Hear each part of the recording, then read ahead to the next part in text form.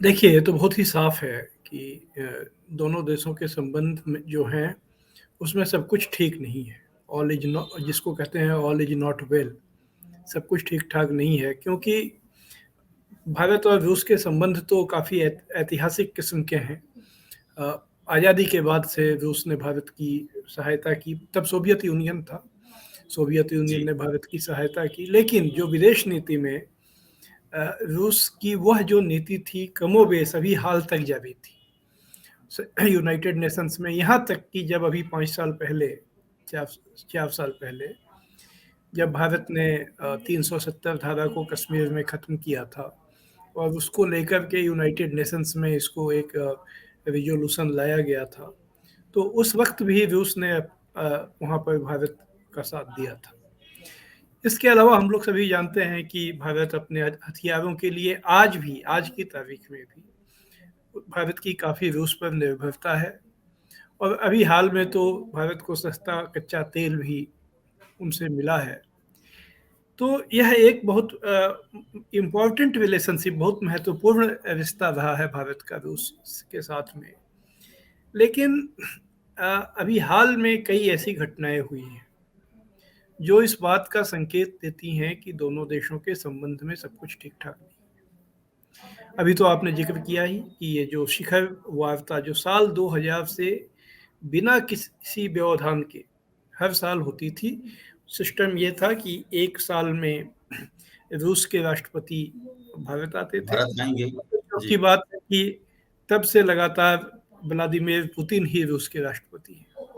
जब से ये सिलसिला शुरू हुआ, पुतिन लगभग 23 साल से राष्ट्रपति हैं, 23 और तब ये इनके कार्यकाल में ही ये परंपरा शुरू हुई कि 1 साल वो यहाँ आते थे और दूसरे साल जो भारत के प्रधानमंत्री हैं, इस दौर में भारत के 3 प्रधानमंत्री हुए, अटल बिहारी वाजपेयी थे, फिर डॉक्टर मनमोहन सिंह हुए और अब नरेंद्र मोदी हैं। लेकिन यह सिलसिला पिछले साल से टूट गया है और इस वर्ष जब भारत ने G20 की मेज़बानी की सितंबर में, तो उसमें भी व्लादिमीर पुतिन नहीं आए। उसमें उनके विदेश मंत्री सर्गेई लावरोव आए थे। भारत में तो आने में उनको कोई खतरा भी नहीं था। जैसा कि कहा गया कि ब्रिक्स समिट जो जोहानिसबर्ग में हुआ था साउथ अफ्रीका में, वहाँ वो इसलिए नहीं गए क्योंकि जो इंटरनेशनल क्रिमिनल कोर्ट है उसने उनके खिलाफ वारंट जारी कर रखा है जी। और साउथ अफ्रीका आईसीसी का मेंबर है। भारत तो मेंबर नहीं है, तो भारत में उस वो वारंट तामील होने की कोई संभावना नहीं थी।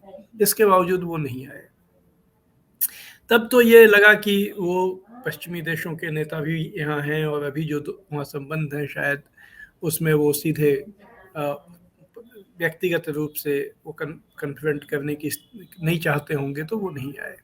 लेकिन अब जबकि दिसंबर में, हर साल दिसंबर में ही ये समिट होती थी, ये समिट इस बार नहीं हुई है।